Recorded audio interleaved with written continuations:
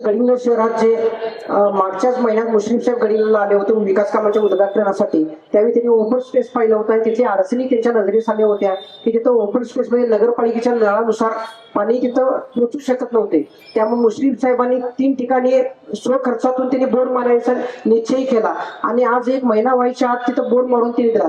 सगळ्यात महत्त्वाचं म्हणजे मला सांगायचं आहे, गडिंग्लजमध्ये मला साहेबांनी सांगितलं होतं की कुणावर टीका करू नका किंवा कुणावर हे करू नका, पण साहेब वस्तुस्थिती अशी आहे की गडिंग्लज शहरातील जर तुमचं काम बघितलं तर विकास विकास विकास असं तुमचं काम आहे. विकास म्हणजे हसन मुश्रीफ आणि काही विरोधक साहेब आहेत. ज्यावेळी आपण उद्घाटनाला गेलो होतो, तुम्ही उद्घाटनानंतर गेला, ज्या विकास कामाच्या बोर्डावर आमच्या काही समाजकंटकांनी तिथं दगड मारला त्या ह्याच्यावर, आणि मला सांगायला अभिमान वाटतोय की तुम्ही तो विकास काम करून गेला.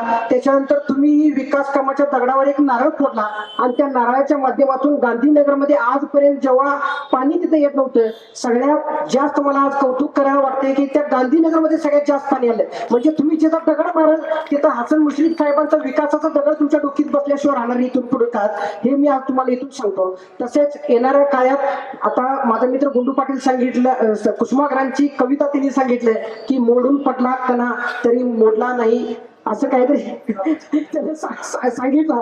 पण मुस्लिम साहेबांचा हात तुझ्यावर माझ्यावर आहे म्हणूनच आम्ही इथपर्यंत आलो आणि या व्यासपीठावर आज आम्ही भाषण करताय. कारण की असला माणूस जर असला कशाला कणा मोडून पडेल, आपला कणा कधी आयुष्यात मोडणार नाही की हसन मुश्रीफ साहेब आपल्या पाठीशी आहेत. इथून पुढे मुस्लिम साहेब आमच्या पाठीशी ताकदीने उभा राहतील आणि गडिंग्लज शहराचा विकास निश्चितच आमच्यासारख्या काही थोड्याफार पत्रकार बंधूंना सांगितल्यासारखं होत असतंय.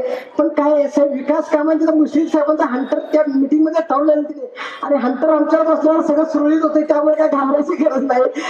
तसंच सगळ्यांचा मी पुन्हा एकदा आभार मानतो. मला बोलण्यासाठी 2 मिनिटं दिलं, कारण की भरपूर जण बोलले, अजून साहेबांना बोलायचं, त्यामुळे इथे सांगतो. जय हिंद, जय महाराष्ट्र.